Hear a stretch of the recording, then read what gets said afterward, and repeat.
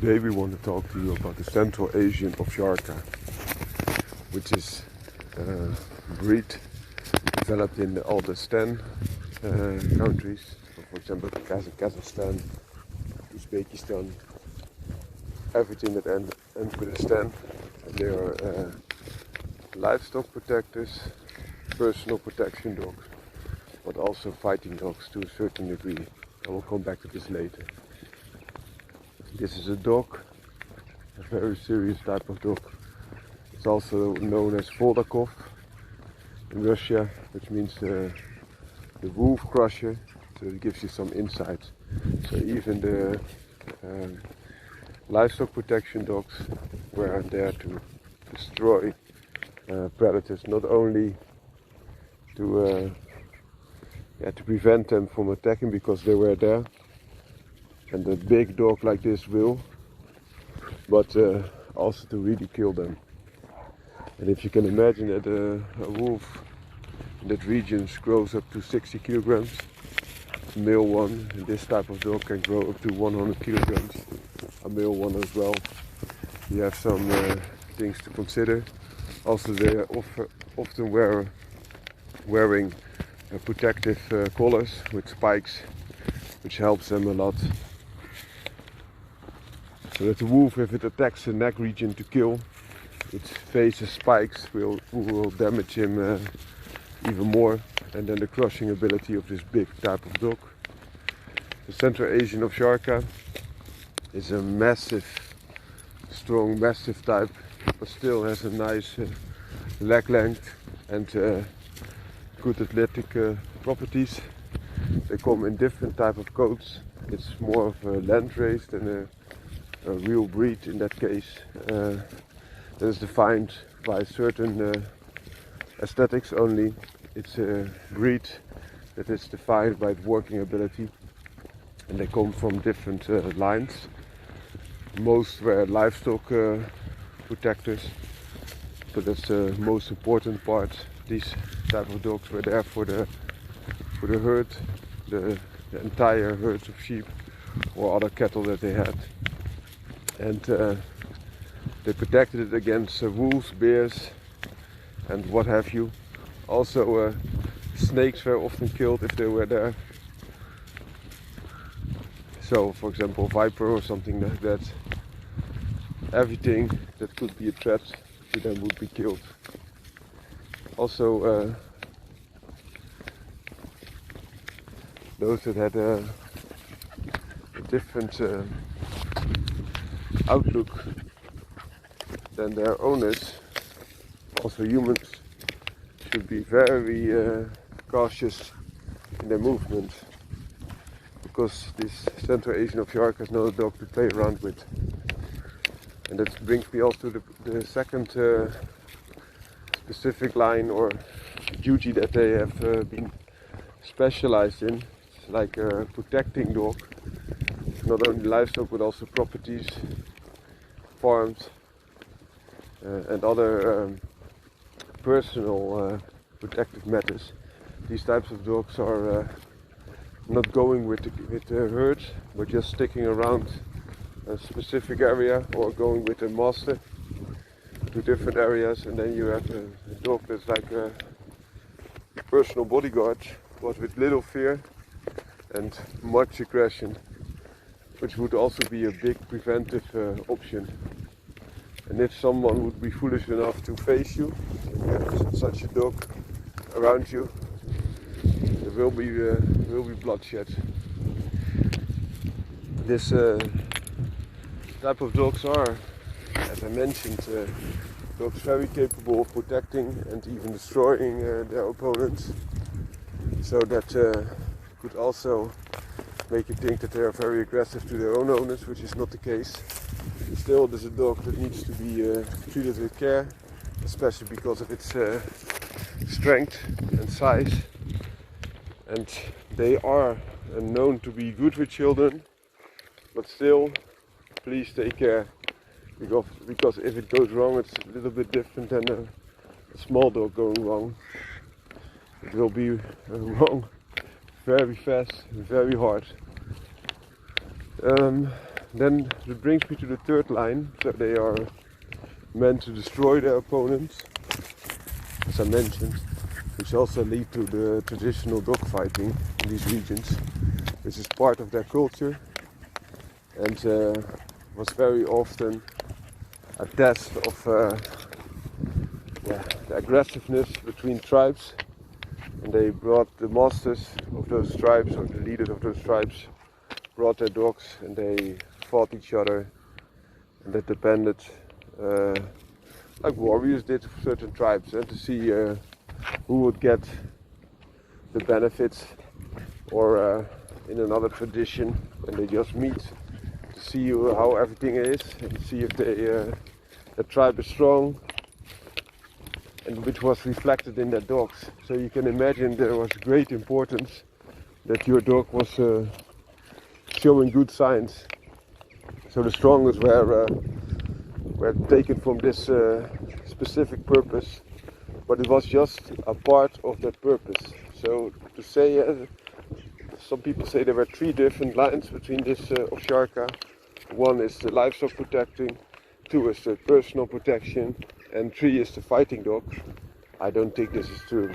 I think the livestock protection and personal protection go almost hand in hand, and this fighting dog was only like once in every year, once in every half year.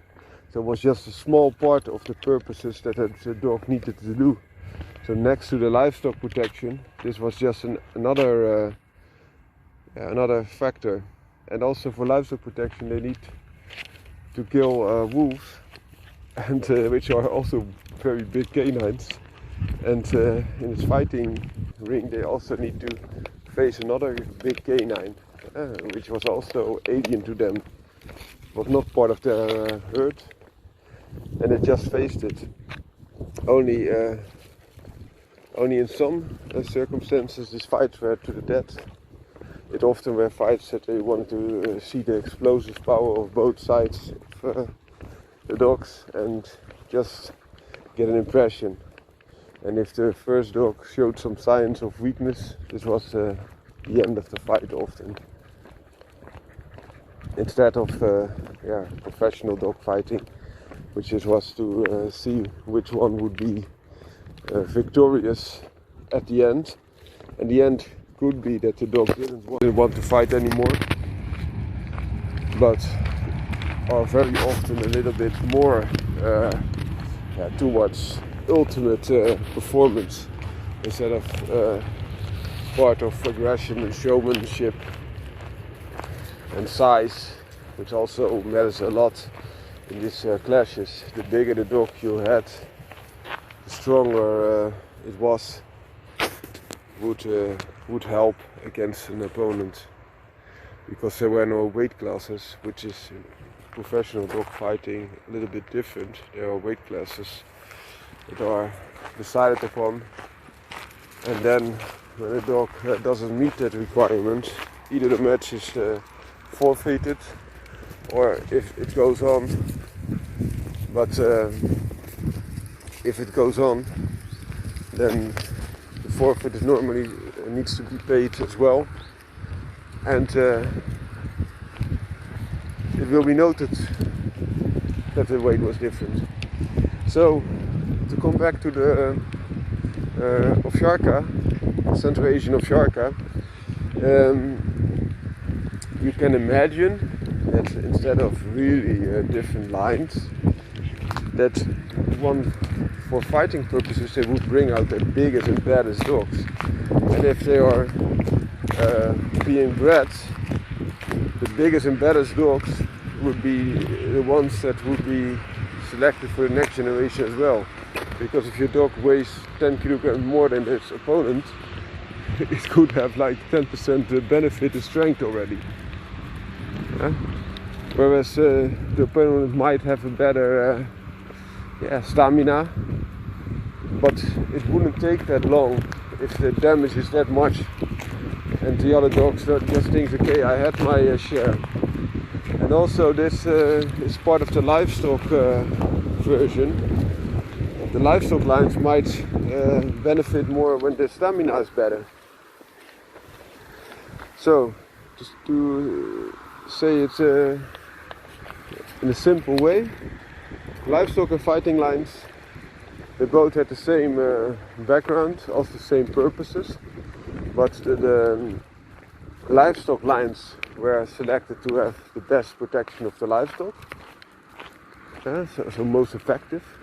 This could mean a smaller dog that was less massive, whereas the fighting lines of dogs, they were also livestock protectors, but they were selected to be the most brutal and biggest dog available that would do the most damage in a short time span. Also, they were fed differently because the name of the entire tribe would be focused on that contestant. Also, these types of dogs were only bred if they were tested to be a good performer in fighting. I also need to say that although normally it was more this brute force, sometimes they fought to the very end, even to the death. But it was not the tradition that much. But you can imagine if stakes are that high, they will go the longest way possible to try to get what they want, instead of just having more of a friendly clash. The real professional dogfighting breeds, they will, at the same weight class, demolish it. It's not saying that, for example, a 20 kilogram pit bull would fare well versus a 100 kilogram Ovtcharka on fighting lines, because even though the pit bull is a far superior fighter and was bred for professional dog fighting, the stamina would be better, also the performance for its weight would be a lot better, but it's produced to fight at a specific weight class. Whereas an Ovtcharka would be pounding on bottom with 5 times the weight, also massive jaws that can crush and destroy. So that would normally not fare well. But there are bigger pit bulls, and if you have like a 30 kilogram pit bull, on fighting weight, the results could vary quite a bit. If the pit bull is big enough, even half the weight of the Ovtcharka, normally the game bred pit bull will be quite a contender. We also seen this when they fought the Japanese fighting dog, the Tosa Inu, which was also a lot heavier. Pit bull fared very favorably in the fighting ring. So professional dogfighting is a lot different than this traditional dogfighting. That's what I'm trying to say. I'm not saying that the Ovtcharka is not a very good dog in a conflict and could fare well against predators, but also other dogs, of course. But it's different when you fare well based on your superior strength, superior weight, superior size, as compared to a dog that fares well for its relative size, and is bred to do combat, just bred for that single purpose. Whereas the Ovtcharka had this purpose along the other purposes that they had. Ovtcharkas are very good dogs for man-stopping ability, but they would be so good at it that it could mean that the man is not only stopped but stopped permanently. So please take this into consideration, because it's quite a big liability, and I don't know if you want to do that. Also, they're very good at protection tasks. I like me personally, they come with different coats, the shorter coat and the heavier, more wintry coat. I like the shorter coat variety a lot more, because they don't overheat it easily, and even the shorter coat gives you good protection against cold. Not as good as the long coat, of course, but for me it would be far enough. Also, most countries they don't have that very harsh winters that they might have there. And also there's a benefit that you can easier see if there are parasites, wounds, something else is amiss. And the world seems to be heating up quite a bit in most regions, so this would help as well, that you have a dog that can cope with the climate a lot better. You could go for even better suitable dog if you look at other version of this land breed, as I started this conversation with you. For example, the dogs that we know from Turkish region, Turkish Shepherd, Anatolian Shepherd, Kangal, but also the Kurdish Mastiff, which is also just a variety of the same. They have a little bit more of a sleek body, also very big head, but they have a little bit more athletic, favorable of stamina instead of pure force. If you want to make some differences there, and also in all breeds you have variations, of course, but in general this is true. And also their coat is often a little bit shorter still, so that could be a good choice. For me, this Ovtcharka dog would be an overkill. It's so big. I think with for just protection, with a good Rottweiler, you would have almost all the benefits of this Ovtcharka type of breed in a more compact frame. And also this big type of dog, if something is amiss, you will be hard pressed to be pulling 100 kilograms off the floor, or carrying it in any shape, way or form, especially if the dog is in trouble. If the dog can help you and put some pressure upon it so that it doesn't feel like a sack that you're lugging around, things might be different. And also for a short time, sure you can, but for a longer period this is hard work, extremely hard work. But I do really like what they can do and how strong they are. They are almost perfection, the biggest size of working Mastiff. Goedemorgen. Because I'm happy. Op je tuigje staat happy.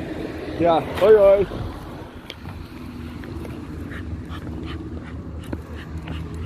So for me they get tons of respect.